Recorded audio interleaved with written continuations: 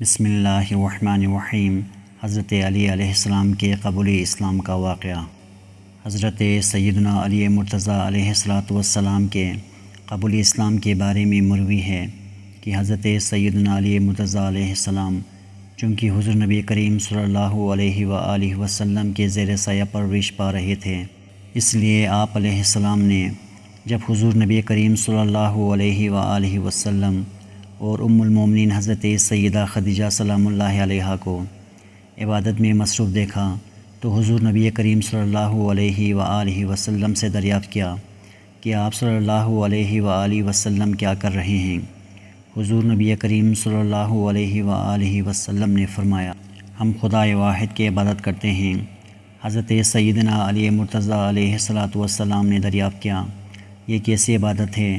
حضور نبی کریم صلی اللہ علیہ وآلہ وسلم نے فرمایا، یہ اللہ کا دین ہے اور اللہ نے مجھے اپنے دین کی تبلیغ اور لوگوں کی رشد و ہدایت کے لیے چنا ہے، اور میں تمہیں اسی اللہ وحدہ لا شریک پر ایمان لانے کی دعوت دیتا ہوں۔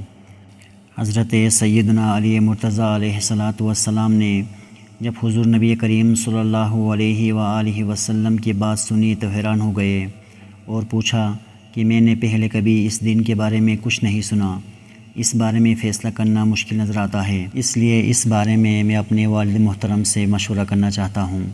نبی کریم صلی اللہ علیہ وآلہ وسلم نے فرمایا، علی تمہیں اس بات کا حق حاصل ہے، لیکن ابھی تم اس بات کا ذکر کسی اور شخص سے نہ کرنا۔ حضرت علی علیہ السلام نے حضور نبی کریم صلی اللہ علیہ وآلہ وسلم سے وعدہ کیا کہ وہ اس بات کا ذکر کسی اور سے نہیں کریں گے۔ چنانچہ اس رات جب حضرت علی علیہ السلام سونے کے لیے لیٹے تو وہ اس بات پر غور کرتے ہوئے سو گئے۔ اللہ تعالیٰ نے آپ علیہ السلام کے قلب کو روشنی عطا فرمائی اور آپ علیہ السلام نے اپنے والد بزرگوار سے مشورہ کیے بغیر اگلے روز حضور نبی کریم صلی اللہ علیہ وآلہ وسلم کی خدمت اقدس میں حاضر ہو کر ان سے عرض کیا کہ مجھے دائرہ اسلام میں داخل فرما لیں۔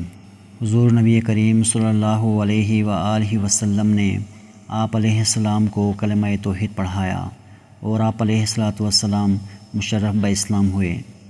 سبحان اللہ، سبحان اللہ۔